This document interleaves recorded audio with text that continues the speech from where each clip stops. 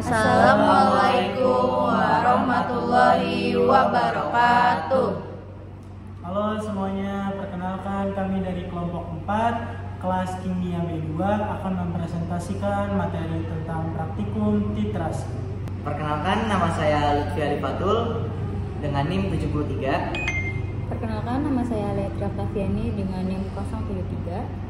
Perkenalkan, nama saya Muhammad Fauzilanin dengan NIM 75. Perkenalkan, nama saya Taniti Sarasya Putri dengan NIM 76. Jadi yang pertama saya akan menjelaskan tentang bab 1 yaitu pendahuluan. Nah, di sini ada prinsip percobaan. Prinsip percobaannya adalah untuk menentukan konsentrasi suatu larutan asam atau basa melalui reaksi neutralisasi dengan larutan standar yang sudah diketahui konsentrasinya. Reaksi ini dihentikan saat mencapai titik ekuivalen yang ditandai dengan perubahan warna indikator. Lalu, ada tujuan percobaan, yaitu mengetahui konsentrasi suatu larutan asam berdasarkan metode titrasi asam dan basa. Lalu selanjutnya ada tinjauan pustaka. Tinjauan pustaka tentang titrasi yaitu merupakan suatu metode untuk menentukan kadar suatu zat dengan menggunakan zat lain yang sudah diketahui konsentrasinya. Zat yang akan ditentukan kadarnya itu disebut titran dan biasanya diletakkan di dalam Erlenmeyer. Sedangkan zat yang telah diketahui konsentrasinya disebut sebagai titer dan biasanya diletakkan di dalam buret. Titer maupun titran biasanya merupakan berupa larutan. Nah, terus ada titrasi asam basa, itu melibatkan asam maupun basa sebagai titer ataupun titran. Titran ditambahkan ke titer tetes demi tetes sampai mencapai keadaan ekuivalen yang biasanya ditandai dengan berubahnya warna indikator.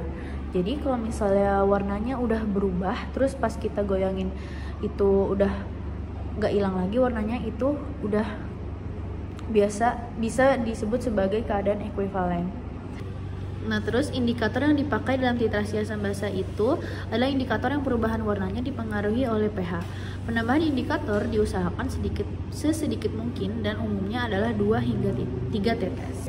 Kita masuk ke bab 3, metode percobaan. Yang pertama kita akan menjelaskan alat-alat yang akan digunakan. Yang pertama ada buret 50 ml, pipet gondok 25 ml, gelas piala 100 ml, Erlenmeyer, corong, dan pipet tetes.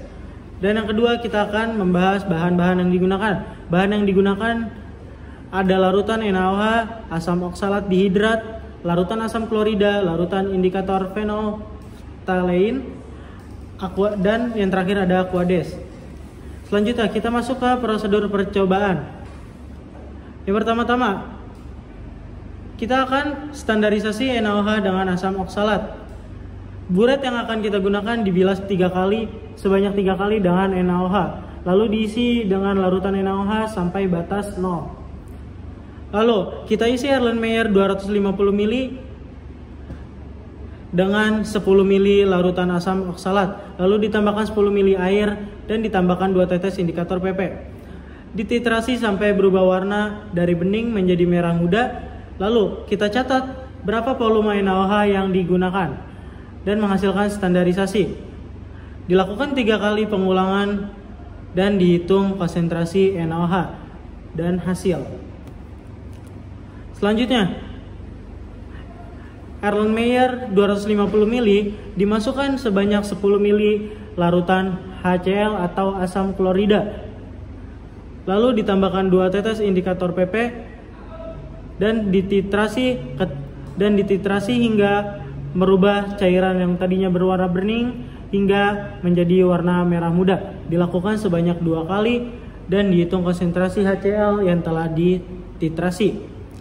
Selanjutnya ada hasil dan pembahasan. Pertama di sini ada hasil dari praktikum standarisasi NaOH menggunakan asam oksalat, yaitu pada titrasi awal yang jadi itu dilakukannya 2 kali ya, 2 kali percobaan.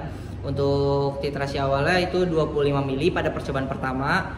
Terus pas titrasi akhirnya maksudnya di akhirnya itu di 40,2. Jadi jika dikurang jadi 15,2. Terus yang titrasi kedua itu dimulai pada skala 25 dan di akhir titrasi pada skala 38,4. Jika diselisihkan atau dikurangi jadi 13,4 dan dirata-ratakan menjadi 14,3 mili.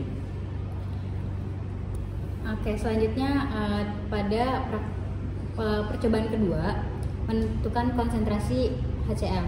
Awal titrasinya kita pakai di 25 mili, terus berhenti di 36,5. Jadi selisihnya adalah 11,5.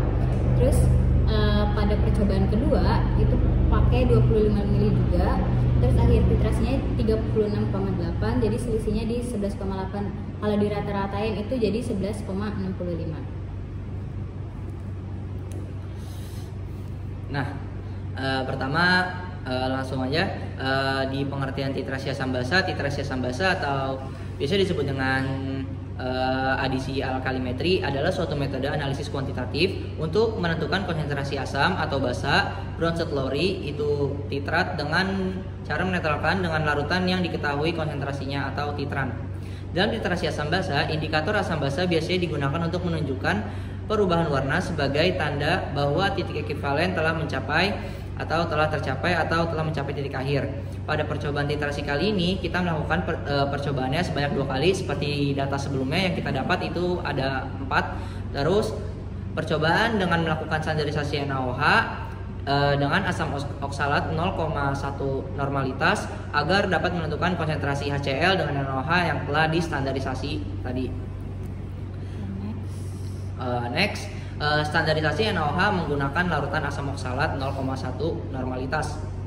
Pada percobaan pertama ini kita melakukan standarisasi NaOH menggunakan larutan asam oksalat atau dengan rumus kimianya atau rumus senyawanya H2C2O4, yang dimana ketika akan distandarisasi ditambahkan dengan 2 tetes indikator fenol phthalein atau indikator PP dan ditambahkan dengan 10 mili aquades.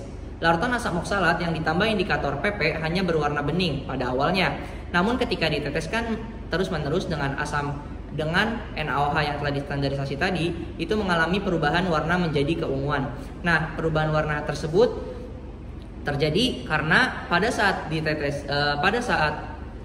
ditetesi si indikator PP ini akan mengalami perubahan warna ketika dia mencapai titik pH yang dia inginkan, yaitu dia akan mengalami perubahan warna ketika titik pH-nya itu berada di lebih dari 8,3. Dan juga kenapa di sini kita melakukan standarisasi asam oksalat ini, standarisasi NaOH ini menggunakan asam oksalat karena asam oksalat ini yang bersifat asam dan juga pada saat dia ditetesi oleh 2 tetes indikator PP, jadi pH yang dimiliki oleh asam oksalat ini tidak memenuhi si pH yang diinginkan indikator PP. Hal ini menyebabkan pada saat ditetesi 2 tetes dia tidak mengalami perubahan warna.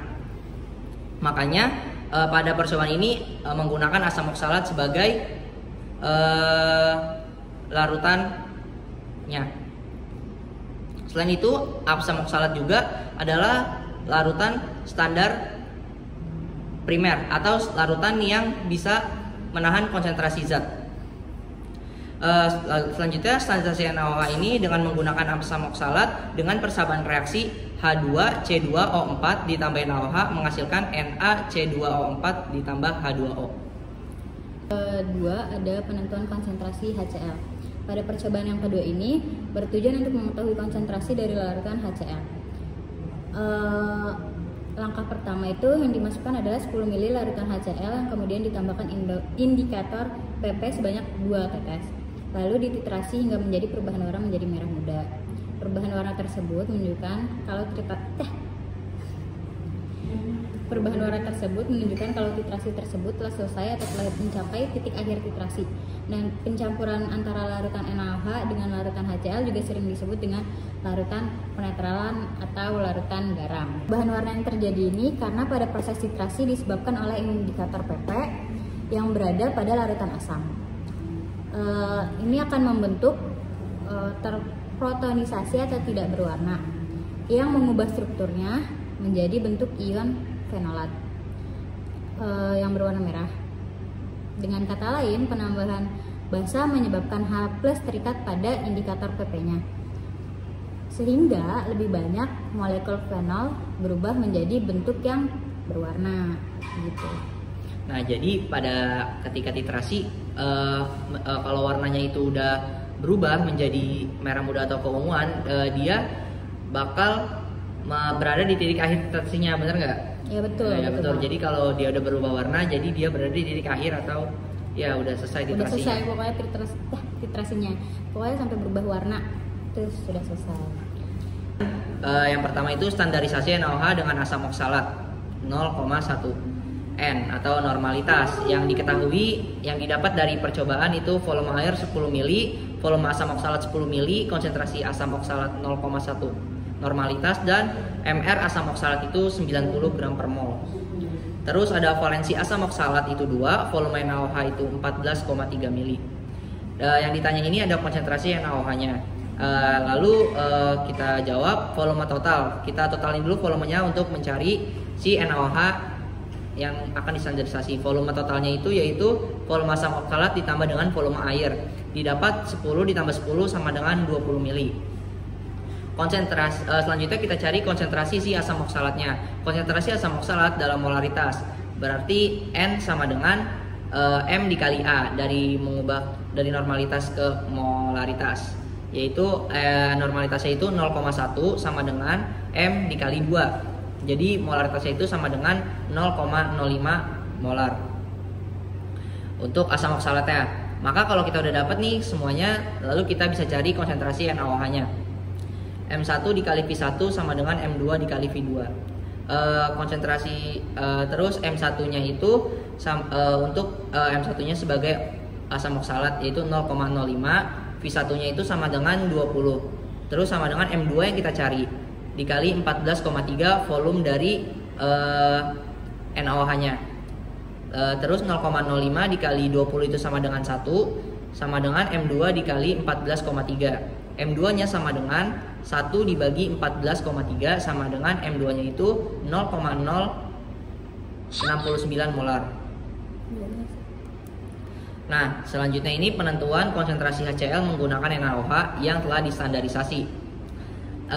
Diketahui volume NaOH-nya itu 11,65 ml, konsentrasi NaOH-nya itu yang tadi udah distandarisasi itu 0,069. Terus valensi NaOH-nya itu 1, valensi HCl itu 1. Volume HCl itu sama dengan 10 ml. Yang ditanya itu konsentrasi HCl-nya dalam bentuk molaritas.